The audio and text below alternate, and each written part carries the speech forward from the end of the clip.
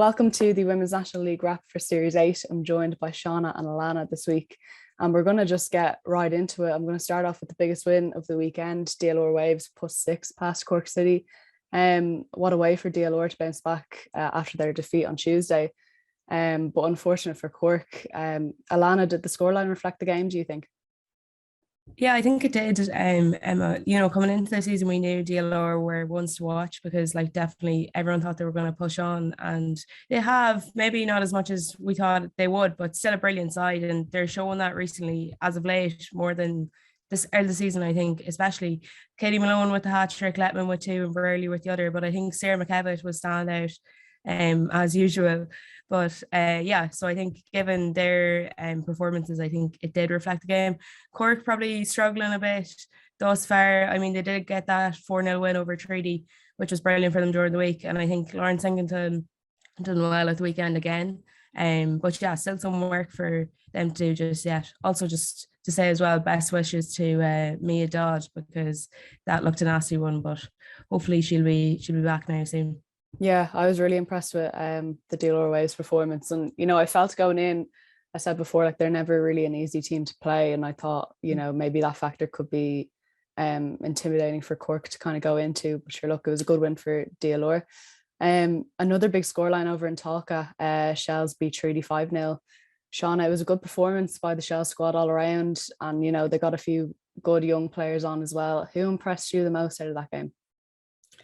Yeah, it was a good performance. I don't think anyone had a below 8 performance.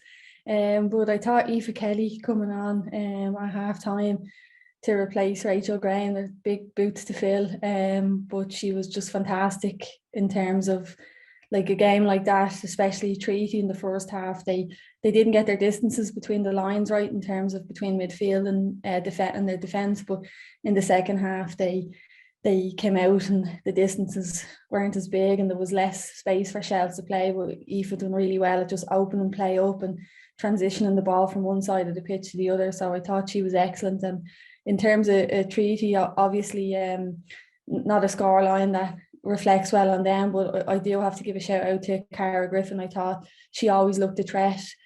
She kept going for 90 minutes, and I just thought in terms of how she runs with the ball, she's very fast, and it just unfortunately didn't happen for her, but I was very impressed with her too. Yeah, it was a really good performance, and I thought as well Jessie Stapleton at the back had an immense game for Shelburne. She was all over the ball, all over the pitch. And she's played before at left wing, I'm pretty sure, and she was at centre back in that game, so just goes to show her kind of diversity over the pitch. Alanna, it was somewhat of a surprising result, I thought, at Athlone. They put 5 plus Sligo and they kept the clean sheet as well. Considering how consistent Sligo's performances have been, it wasn't the result I was expecting, but it just goes to show how strong Athlone their performances have been. Yeah, Alone really had that one tied up early on, Emma, as well.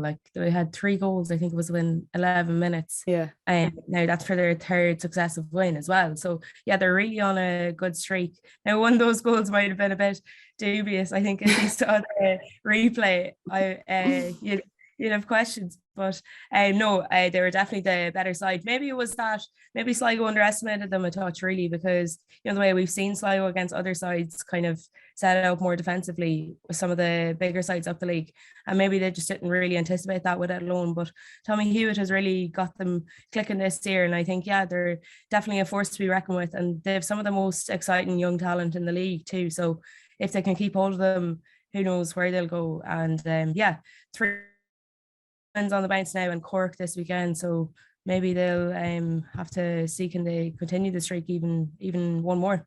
Yeah, and I think they can. They've been really good off loan since the very start of the season, and 3 wins on the bounce is really impressive. Another surprising result I thought was over at PRL Park. Bows fought to the end to get the 1-1 draw with Peamount.